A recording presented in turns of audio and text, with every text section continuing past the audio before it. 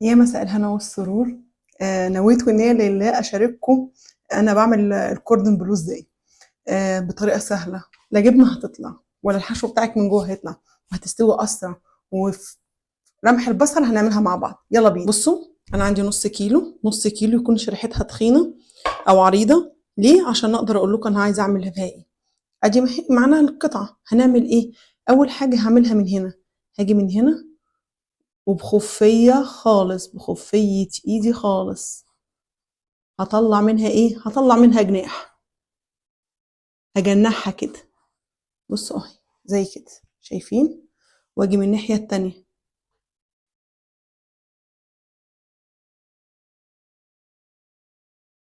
سكينة تبقى حامية وصغيرة عشان تقدري تطلعي منها الجوانح دي.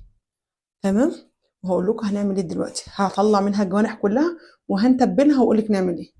التتبيله عباره عن توم باودر، قصدي فلفل اسمر وبابريكا، كاري، ملح، توم باودر، بصل باودر. وهبتدي انزل بالتتبيله دي كلها وادعكها كلها مع بعض واجيلكم. بصوا الخطوه دي، انا عندي 2 صفاري بيض، يعني كنت بعمل وصفه تاني وخدت منها البياضه. وهنزل عليهم بهرسه الشطه وهقلبهم كده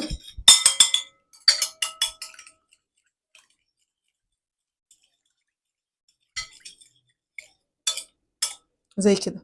وهنزل بالكوردون بلو بالتوابل بكله، اقلبهم في بعض. هنزل بشويه خل صغيرين بس.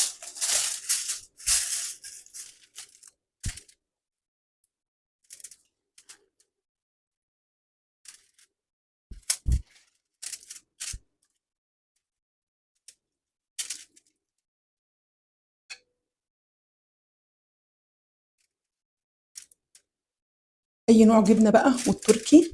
وهاجي عند الجناحين دول اروح قافله كده، هقفل كده كويس اهو. اروح جايبه كده اهو، والم وانا ماشيه، الم الجوانب وانا ماشيه.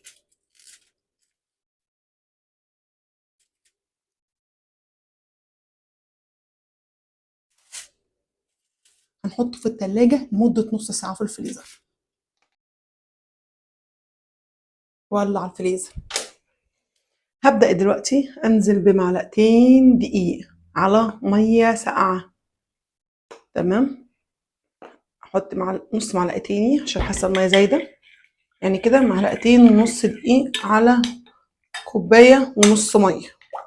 وهنبتدي ندوب، ونفس التوابل اللي استعملناها واحنا بنتبل الكوردون بلو هنستعمل التوابل تاني هنا اهو.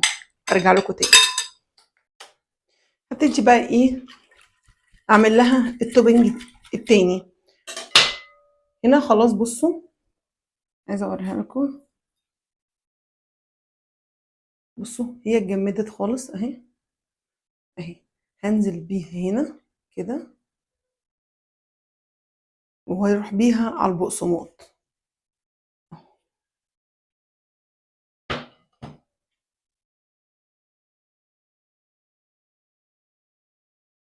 طب انا عايزه اعلي التوبنج شويه بردك، هرجعها تاني اهو، وارجع بيها على البقسماط.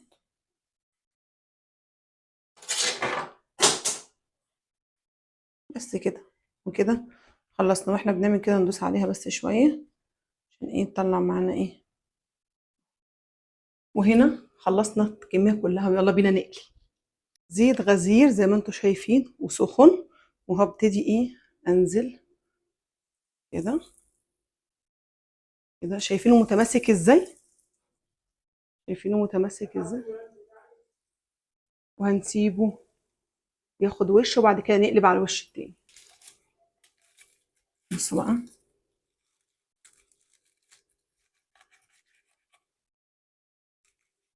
السكينه مش مساعداني خالص يا ولاد والله. انا عايزه اوريكم الشكل عامل ازاي. بص، تحفه، جربوها حلوه جدا.